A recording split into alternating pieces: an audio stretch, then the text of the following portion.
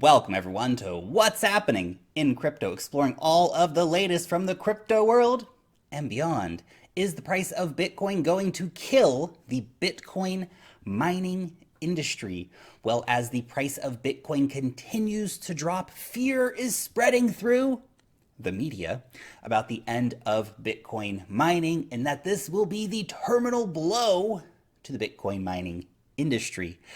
Oh, the media, those funny guys. Stories like F2 Pool shutting down miners and selling them by the kilo certainly does make a great and scary headline. And yes, they did shut down nearly 800,000 machines, and that is massive.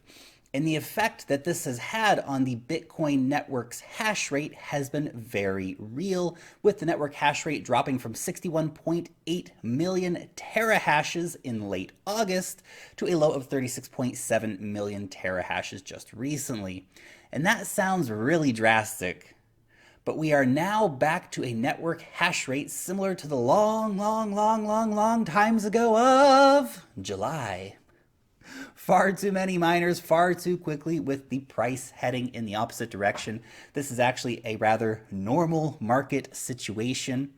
And as mentioned in the previous video about F2 Pool selling miners by the kilo does sound quite dramatic, but you have to keep in mind that these were older generation machines that they were selling for basically recycling at this point.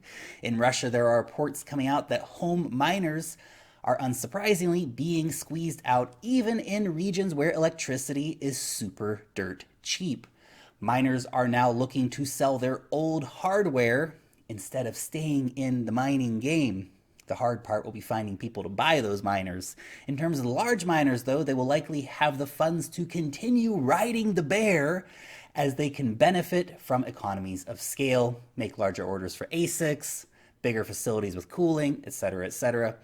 These crypto businesses in China and Russia and around the world will likely be doing hardware upgrades to the new generation of machines, which of course sport much more efficient chips and lower power requirements, thus making them even more competitive.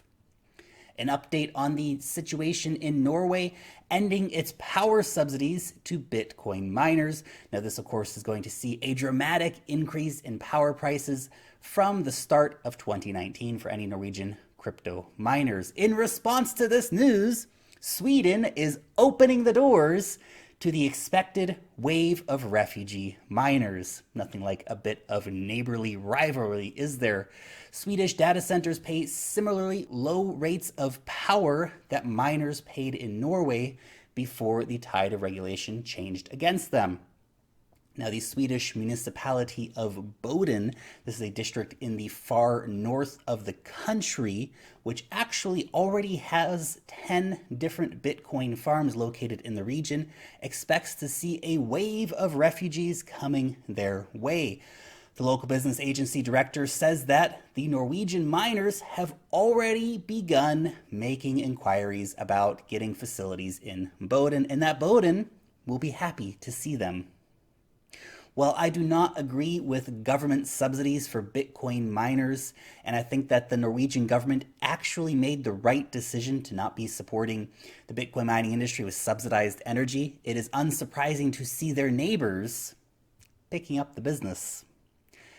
In fact, in spite of what the big news outlets are picking up and choosing to report on, investment in the crypto mining industry continues at a very strong pace.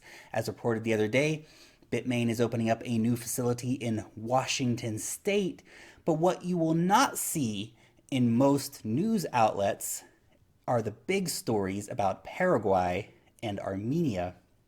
The vice president of Paraguay has declared his support for what is being called the Golden Goose Project. What a name. Now this would see the South Korean Blockchain Foundation building 5 farms on Paraguay state-owned land. The new data centers will be located next to the Itaipu Hydro Dam. This hydroelectric dam produces the highest amount of energy of any hydro dam in the world. And the dam, while producing huge amounts of energy, produces well above the local demand for it, and will be able to offer a great collaboration with crypto miners. These guys want to build the largest mining farm in the world just next to the dam. There's also talk of an exchange and potentially an ICO to accompany all of this. Time is going to tell how this project actually plays out, and of course I will believe it when I see that there are 5 big buildings full of miners running. Until then, sounds like a very interesting idea. Over in Armenia, a new $50 million mining farm building has been opened up and backed by real estate company Multi-Group Concern and the Malta-registered Omnia Tech. While they are starting off with a mere 3,000 machines, they're actually in the process of procuring and powering up an additional 120,000 machines. This will in effect put Armenia on the Bitcoin mining world map after having so long played second fiddle to its mining powerhouse neighbor, Georgia.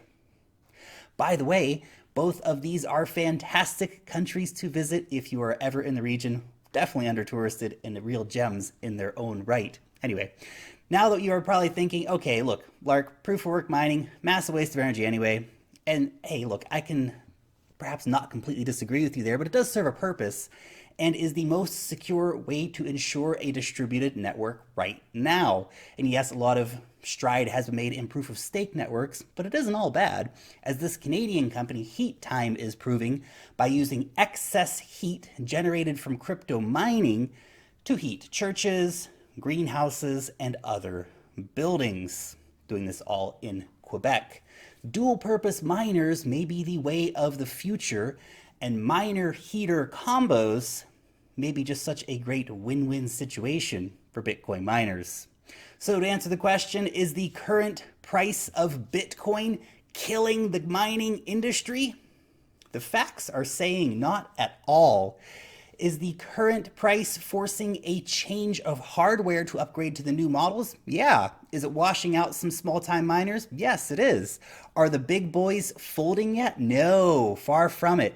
The biggest Bitcoin mining companies are doubling down. Thanks for watching today's episode. Let me know what you think about the state of the Bitcoin mining industry down below in the comments section. Thumbs up the video if you enjoyed this. Subscribe to the channel if you want to stay up to date with what is happening in crypto. You better hit that bell down below. Come and join the conversation over on Twitter. You are awesome. I love seeing you guys here every time. Long live the blockchain. And peace out till next time.